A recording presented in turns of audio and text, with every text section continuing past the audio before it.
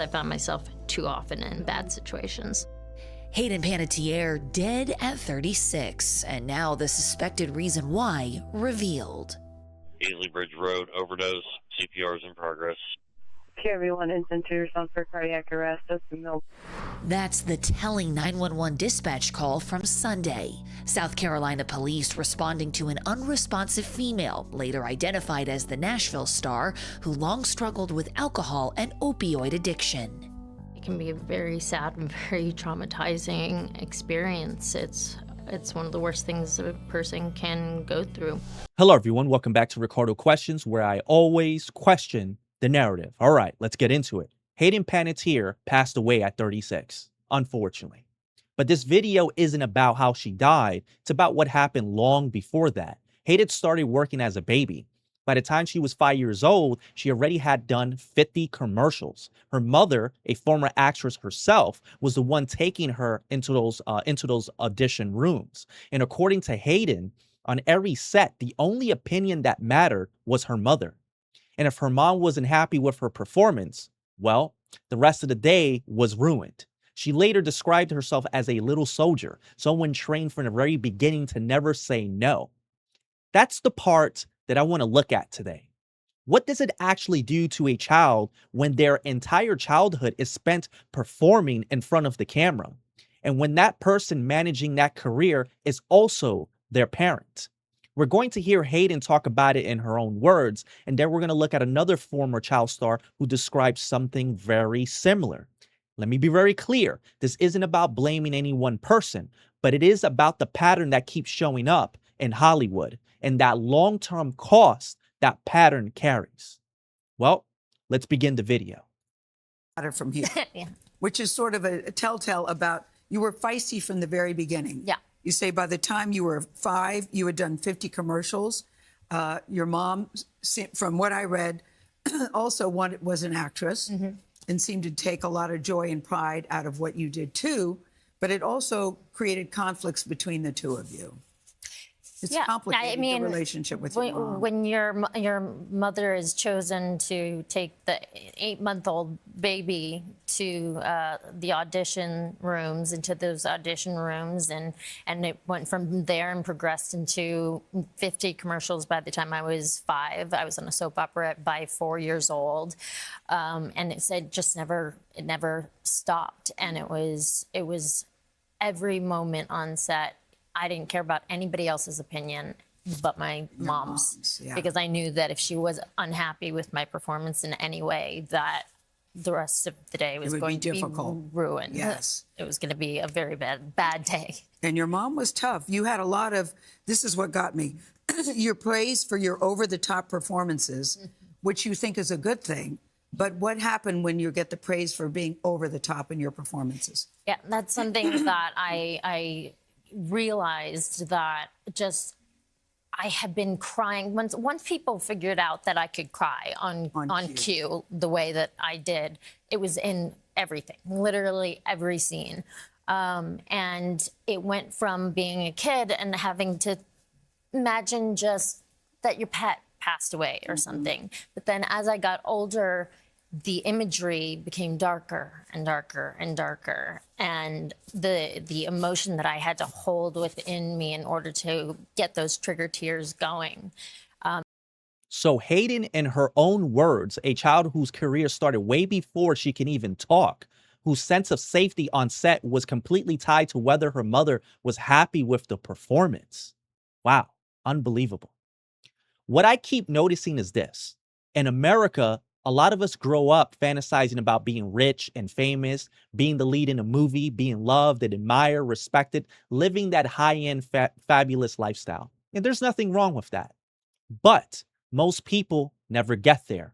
And sometimes that unfulfillment dream turns into something else. It turns into bitterness, resentment, that quiet feeling that maybe you weren't pretty enough, talented enough, or good enough. So when those people have children, they push that dream onto them instead.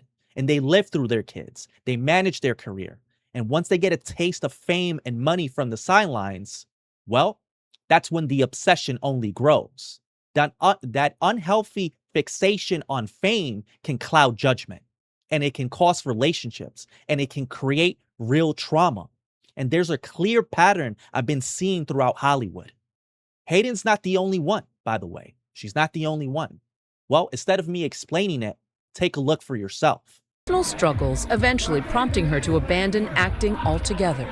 You say quite frankly that this was never your dream. Stardom was never your dream. Whose dream was it? My mom's. I think she wanted me to have a better life than she had, but I also think her approach was very unhealthy and informed by her own lack of self-work. And she lived vicariously through me. Two different actresses, two different networks, and two different decades, but the same core dynamic. A mother deeply involved in managing a career that began when her daughter was still a child. A daughter whose sense of worth and safety became tied to keeping that parent happy. That's the pattern. That's the goddamn pattern that I'm seeing here. And there's research to back this up, by the way. There's research that helps explain why this matters so much later in life. In this book, In the Science of Happiness, developmental psychologist and Professor Bruce Hood highlights this finding.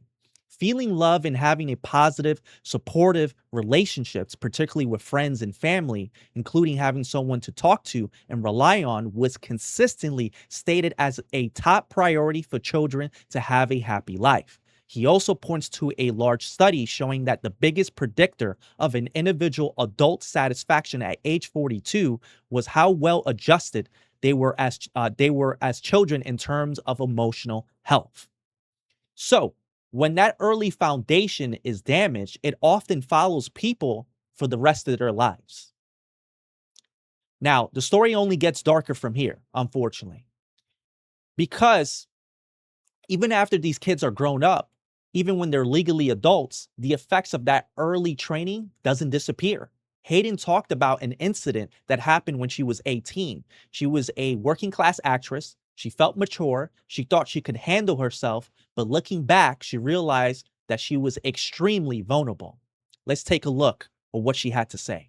Even though I'd lived such a huge life and I thought I was so mature at 18, scientifically, her frontal lobes don't develop until we're 20, 26, 25, 26. So even though I felt like I could make healthy decisions, safe decisions, I wasn't capable of being fully aware of what was going on around me. And it wasn't until I found myself in predicaments that I realized my perspective completely shifted, and I realized that I was in danger. But by the time I'd realized I was in danger, I was quite literally out to sea. And it was that moment shook me and was shocking. And I was quite literally walked down, and I had been having a great time. There was no hints of anything like that happening. So it took me, I was shocked. It took me by surprise. And it was led by somebody that I had grown to trust and see as a protector and somebody who had my back. And to be walked down the stairs, and it was as like a surprise, presented as though it was like a surprise. And it was this very small room, and she physically put me in the bed next to this undressed man who was very famous and had his hands like this, like this was just, an average day for him. This is something that happens all the time. I'm not surprised. I'm not surprised at all, actually.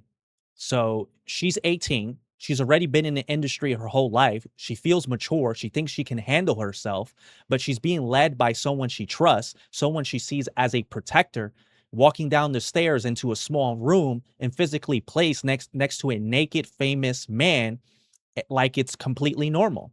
That alone is a lot to sit with. And the fact that this person she trusted set the whole thing up presented as some kind of surprise shows how deep the vulnerability can go. And even when someone is a legal adult. Let's continue on with the clip. Time, and I waited for her to leave, and I mean that lion in me, that fire in me, that my hair stood on end, and I became ferocious. I was like, this is not happening. But I had nowhere to hide, and I bolted, and I hid wherever I could think of to hide on a boat. There was no jumping off and swimming away, and there was nobody who was going to. I realized that there was nobody who was going to be empathetic to my situation, that this was nothing new to them. I mean, it's such a horrifying event to go through and to be put in that position at 18 years old. And disappointing when somebody lets you down like that. And I'd been let down so much before, and that when you really find somebody that you trust, like, you hold on to them for dear life, and you feel so lucky. So to be betrayed like that is just an awful feeling. And now Hayden's story at 18 raises a bigger question for me. I firmly believe we need to protect women in society. The reality is today is that because of the cultural shifts, feminism, sexual liberation, birth control, women can now navigate the world in many of the same ways men can do.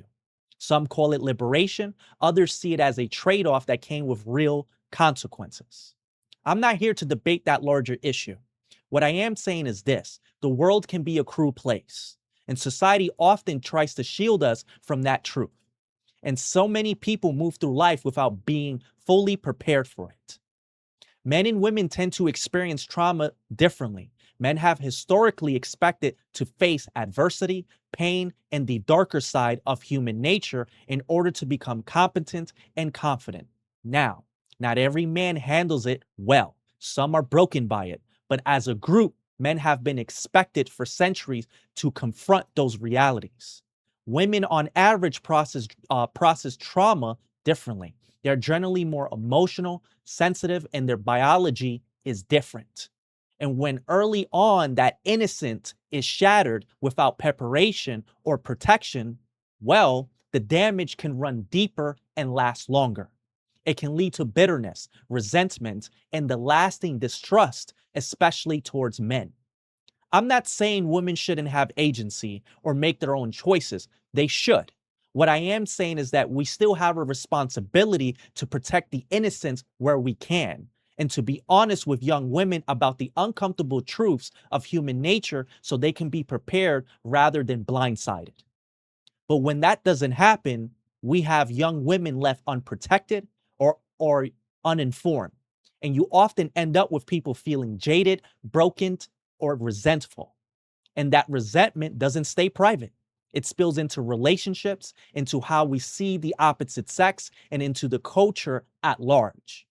Hayden's experience at 18 is a clear example of what can happen when someone is still carrying those vulnerabilities of a childhood that's spent in that industry, and that finds herself in a situation that she wasn't prepared for. That's why these patterns matter.